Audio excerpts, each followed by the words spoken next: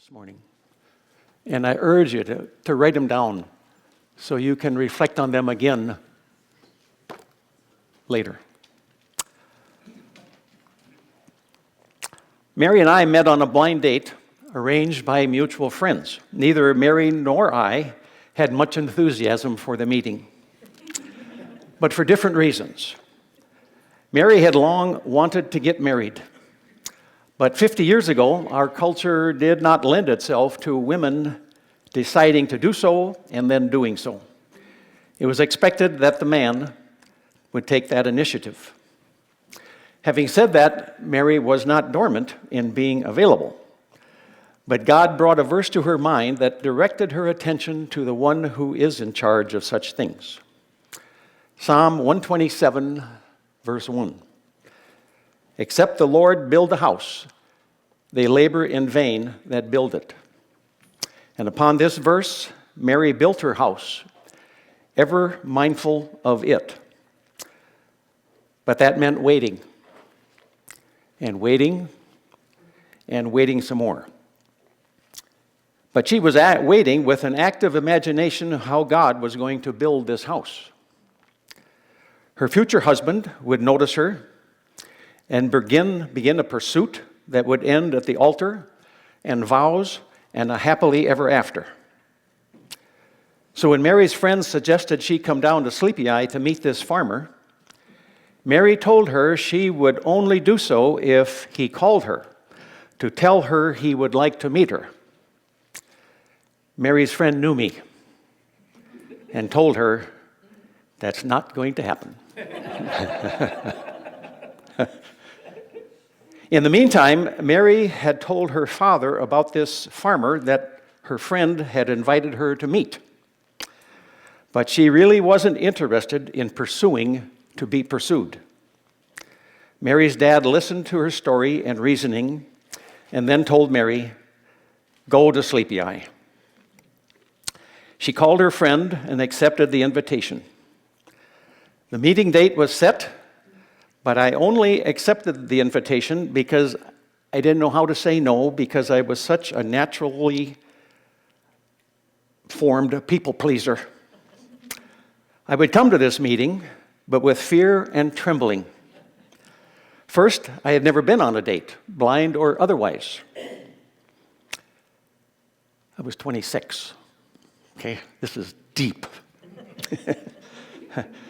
Secondly, girls scared me to death, which is why I'd never been on a date. And thirdly, I knew this scenario was dangerous. This is how things start. And I didn't want to start anything. I wanted to mind my own business, go to my turkey barns, and have a happy day. Dumb? Well, maybe a little. No matter, the game was afoot and duty called. A pleasant evening was enjoyed by all, including me. But I have a clear memory of leaving their house and descending the front steps, and I literally said out loud to myself, "I'm safe." My heart was not aflutter. I saw no sugar plums, and there was definitely no "to be continued" at the end. Not so with Mary. As illogical as it is, Mary was smitten. She had met the man of her dreams. But the man of her dreams had given no indication there was reason to dream. I had not asked for her phone number or to see her again. I hadn't even had the thought. As the days passed into weeks, Mary's dream turned to despair.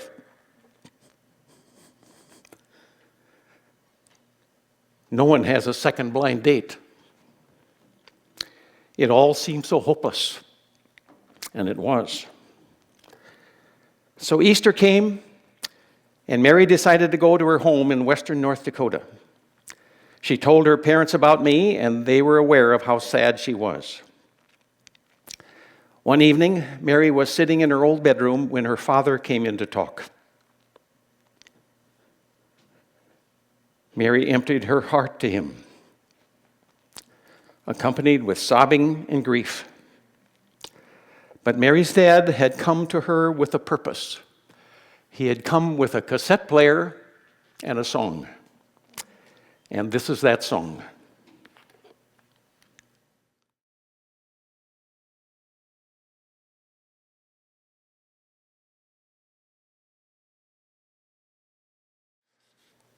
Some here this morning are in the midst of your Gethsemane. The clouds are thick and the future is dark. You have prayed and prayed, but there is no relief. You're living it. For some here, you have vivid memories of that time when all hope was gone. And all of us will have that experience at some point. Today's text teaches us how to face these days. Jesus teaches us by his example. He is teaching us how to turn the struggle we are facing in our Gethsemane into a standing stone in our spiritual life.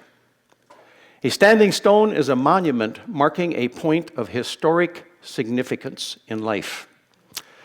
Jacob placed a stone where he had wrestled the angel. The Israelites placed 12 stones in the Jordan River where they had crossed into the promised land. Samuel set up a stone that he named Ebenezer, meaning stone of help, commemorating Israel's victory over the Philistines. The difficult circumstances we have faced or are facing even this morning can become our Ebenezer that we will look back upon as something we wouldn't trade for the world. They are important because of what they did in and for us. And some of you have stories to tell right now. But let's turn to Luke 22 and read the account of the Garden of Gethsemane. Luke 22, beginning with verse 39. And he came out and proceeded, as was his custom, to the Mount of Olives, and the disciples also followed him. And when he arrived at the place, he said to them, "Pray that you may not enter into temptation." And he withdrew from there about a stone's throw, and he knelt down and began to pray, saying, "If thou art willing, remove this cup from me. Yet not my will, but thy will be done." Now an angel from heaven appeared to him, strengthening him. And being in agony, he was praying very fervently. And his sweat became like drops of blood falling down upon the ground. And when he arose from prayer, he came to the disciples and found them sleeping from sorrow. And he said to them, "Why are you sleeping? Rise and pray that you may not enter into temptation." When we read the accounts of Jesus in the Garden of Gethsemane, we're struck by the depth of the agony he suffered. We are somewhat able to relate on this on a human level. When we realize that he knew exactly what was coming, down to the finest detail, we understand. But we understand only in our imagination. Only those who have been in combat understand combat. The rest of us can only imagine. Only those who have been scourged and humiliated and abandoned and crucified can understand. But Jesus had an additional agony no one can understand. He knew God would turn his face away. He had never experienced that before. Our sin would be placed on him. He had never known sin. Our guilt would be borne by him. He had never been guilty of anything before. He was about to drink the cup of the wrath of God. No one can understand what that felt like. But I would like to suggest there is an additional feature not to be overlooked in this agonizing scene. Luke 4 tells us about Jesus' temptation in the wilderness. And that story ends noting that the devil went away until an opportune time. It never is reported when that time came. But I would suggest that that time is right now. So picture this. 4 days earlier, Jesus had ridden into town aboard a donkey to cheering crowds. The road that he came in runs right by the Garden of Gethsemane. That road could easily have become the road to leave, but he didn't. He just had to do it, and the cup would have been removed from him. This had to be an awful temptation. Jesus did something else. He did something you and I can do too, in the midst of our most agonizing days. Jesus prayed, "Thy will be done." Perhaps some of you have come to the end of your road, and there are no escape routes.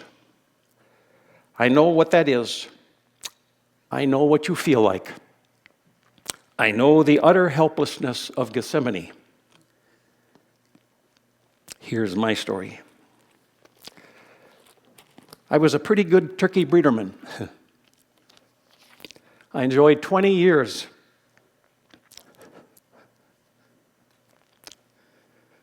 of nearly unbroken, successful breeder flocks until cholera changed all that. Cholera is an awful disease. The first sign that a flock has cholera is dead birds. A lot of dead birds. Hundreds of dead birds every day. Cholera can be somewhat brought under control by injecting the entire flock with a large shot of an antibiotic. But it doesn't cure anything. It just reduces the death loss for a while. 2 weeks later, you're off to the races again. Another injection. 2 weeks again and again. Each time, the effectiveness of the antibiotic diminishes. And soon, its effectiveness is so reduced that you have to find a different antibiotic. But it's not going to be as effective as that first one. And eventually, the types of antibiotics with any effectiveness are about used up. Your only hope is that there will be one to buy the time to get the flock to the end of their lay. With my apologies to those of you who have been in combat, every day felt like I was going to war. This continued for 5 out of 6 flocks for 2 years. My ability to financially weather the storm was running out. It came down to one more flock with cholera, and that would be the end. I remember that morning I entered the holding barn. These hens were about 3 weeks from bringing into production. They were beautiful, they were well-feathered, good color, and healthy. I had walked into that flock about 20 feet when I came upon a dead bird. Alarm shot through my body.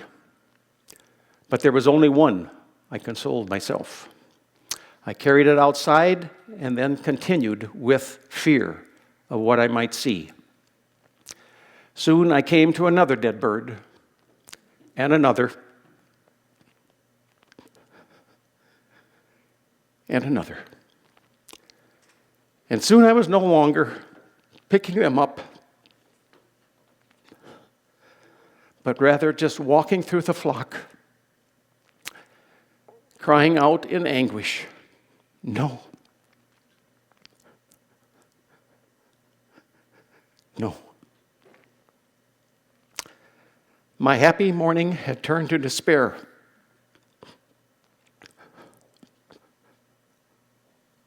All hope was gone, and I cried out to God. And I cried out again. This was not just another time to endure another episode of cholera. This was the end of my career. This was the end of life as I had known it. This was the end of life as my family had known it. Mary and I had 7 children. Many of them were attending a private Christian school and loving it. That would be over. I had only 1 year of college and no particular skills or talents. The logical employment would be working for another breederman. But that would mean moving from the only place I or my family had ever known, and it certainly wouldn't pay the bills. Mary was needed as a stay-at-home mom with 7 children to raise.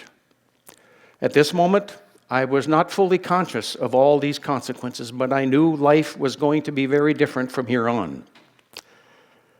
So I'm carrying 2 dead birds and the weight of the world on my shoulders. My heart and brain are in panic and disarray. I had no options, I had no escape route, I had no hope. So I fell to my knees and prayed the shortest and most sincere prayer I'd ever prayed. Thy will be done. And I meant every word of it, deep, deep in my soul. And then something happened that is the most miraculous thing I have ever witnessed or experienced. I rose from my knees awash in perfect peace. The anguish and the panic and tears and turmoil of the past seconds vanished. Peace that passes understanding filled my heart and brain and soul. I changed. But this experience went beyond change. I was transformed. I have never been the same since. This story happened 30 years ago. The transformational change in me that began that day has only increased my awareness and desire that God's will is paramount. His will is happening. His will is what I want. It wasn't hard for me to pray, thy will be done. I really wasn't asking God to do his will. I was surrendering mine.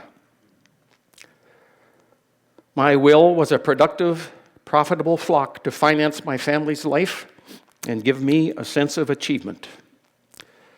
But that is what I was surrendering. At the same time, I was accepting an unknown future from the hand of a known God who had proven himself over and over and over. God had been preparing for me this moment all my life. He had me right where he wanted me. And he has you right where he wants you this morning. I had not given God permission to bring me this moment, and he has not asked your permission to bring you to your moment. But here is where my story and your story depart from Jesus' story. Jesus always had the option to call the whole thing off. We don't. Jesus' permission was always in play. He could have stayed in heaven. He could have chosen someone other than Judas. He could have called 12 legions of angels. He could have denied Pilate authority over him. He did not have to set his face to Jerusalem. Even before all that, God could have said to Adam, "No, no, no, Adam. I told you not to touch anything from that tree. Now put it down and get in the house." But God chose the much harder way. That is every step of his way.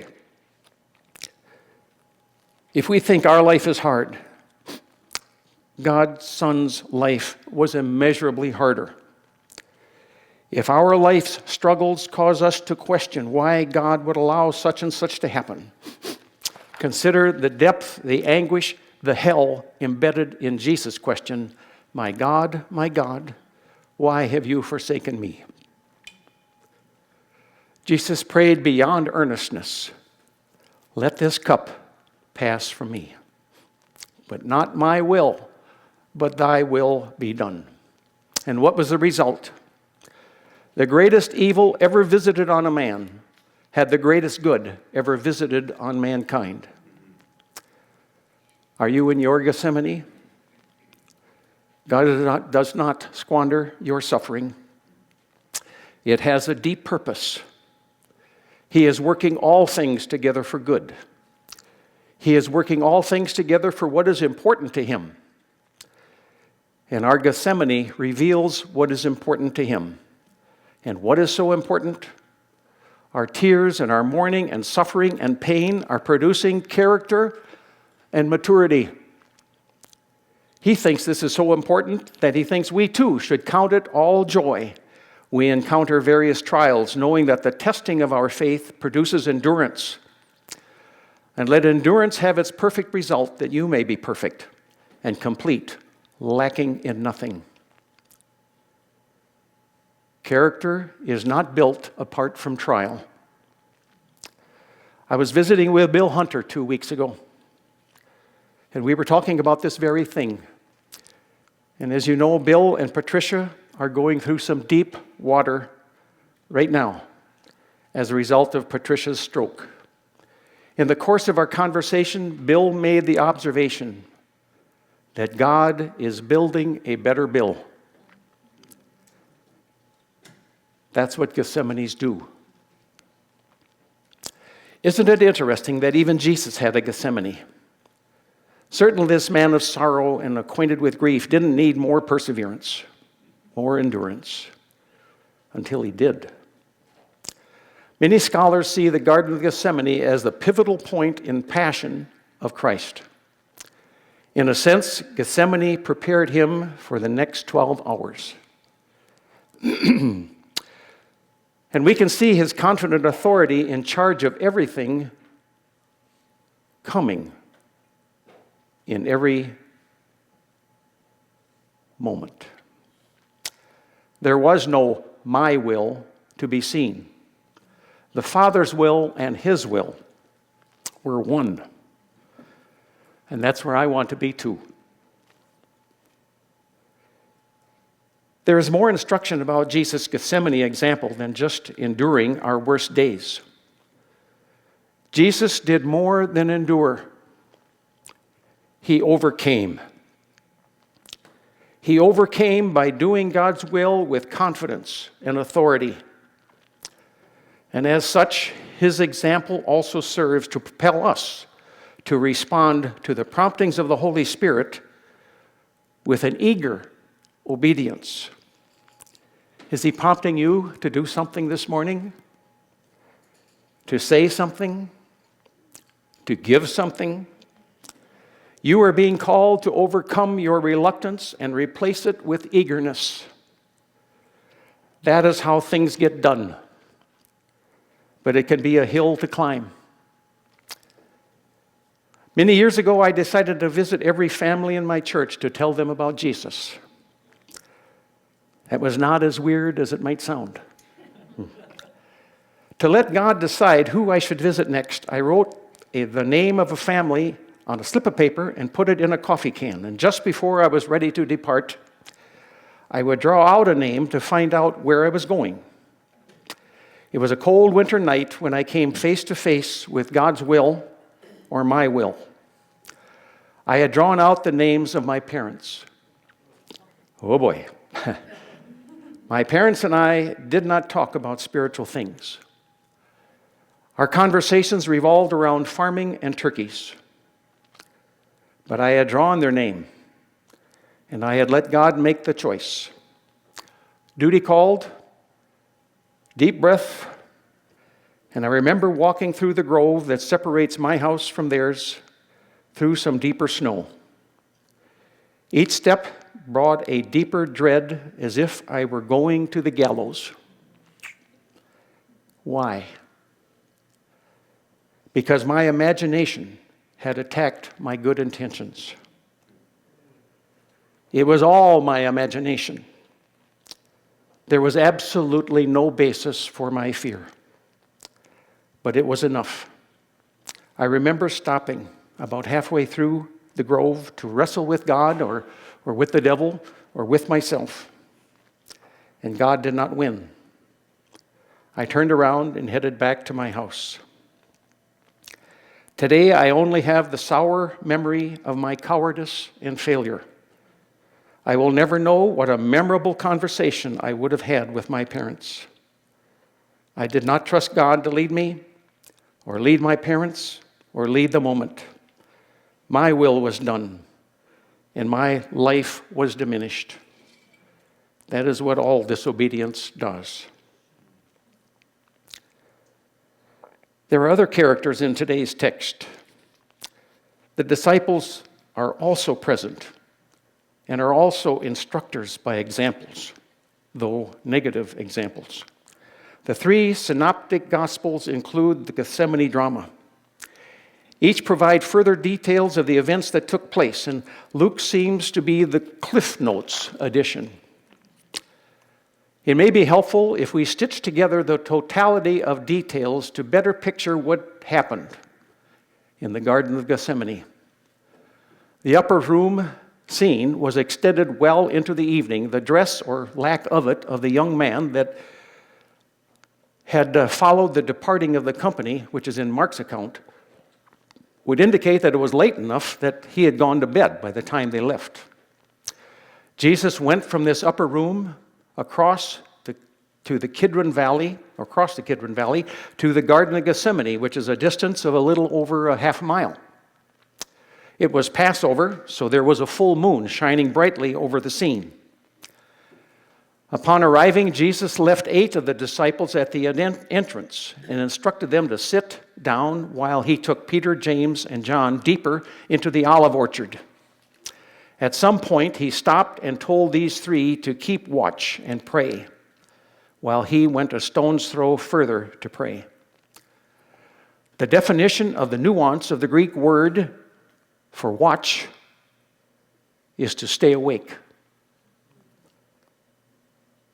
to be vigilant, to be alert. That leaves us to ask, what were they supposed to pray? They certainly knew something was up. They had left Jericho to return to Jerusalem, expecting to die with him. Peter had been told that very night that he would deny him before the rooster crowed. And all the disciples had been told that they would scatter and leave Jesus alone. Ominous words indeed, when accompanied by the solemn and distressed demeanor of Jesus. But what were they supposed to pray, even if they knew something was up? Few things put me to sleep faster than praying. And especially if I've been awake for 20 hours, like these disciples had been. But they have been commanded to watch, and their exhausted bodies is going to need all the help it can get to obey that command. To stay alert, stay awake, be vigilant. Otherwise, it ain't going to happen. And it didn't. So Jesus goes a stone's throw deeper into the garden with his grief to the point of death. And soon he collapses to his knees and then to his face. And he pleads with his Father, "Let this cup pass from me." This wave of emotional distress passes. And Jesus' natural concern for his beloved disciples causes him to check on how they're doing. But there's no comfort to be found here. All 3 are found sound asleep. Their flesh has overcome their spirit. They did not keep watch, alert, and vigilant, even for 1 hour. And Jesus awakens these, but directs his words directly to Peter. Keep alert and vigilant and praying that you may not enter into temptation. You're going to need all the help you can get before this night is over. And then Jesus returned to that stone's throw, praying, but this time seems to have come to grips that this cup cannot pass away unless he drink it. As such, may thy will be done. The Father's will and Jesus' will have become one. And he once again checks on his disciples' welfare, but again they are fast asleep. But this time he doesn't awaken them. He is alone in his distress. There is no human comfort to be found. So an angel appears to him and strengthens him. And he is strengthened. Boy, is he strengthened. Yes. And the Jesus we count on is back.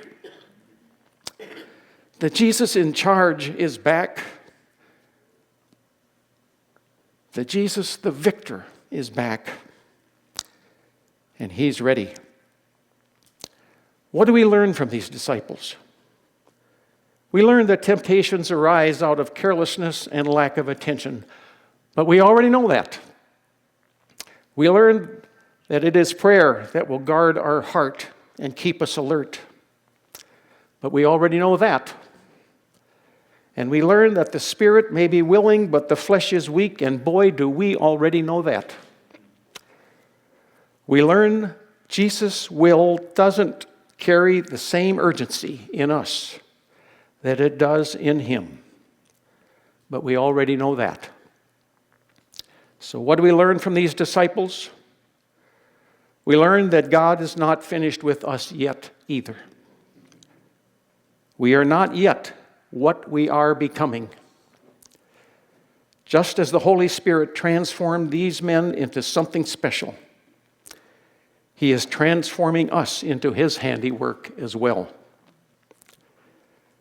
We are on an adventure.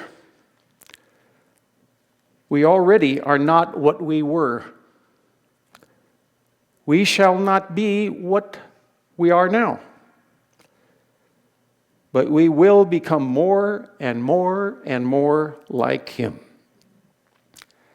The quicker we can pray from our soul, not my will, but thy will be done,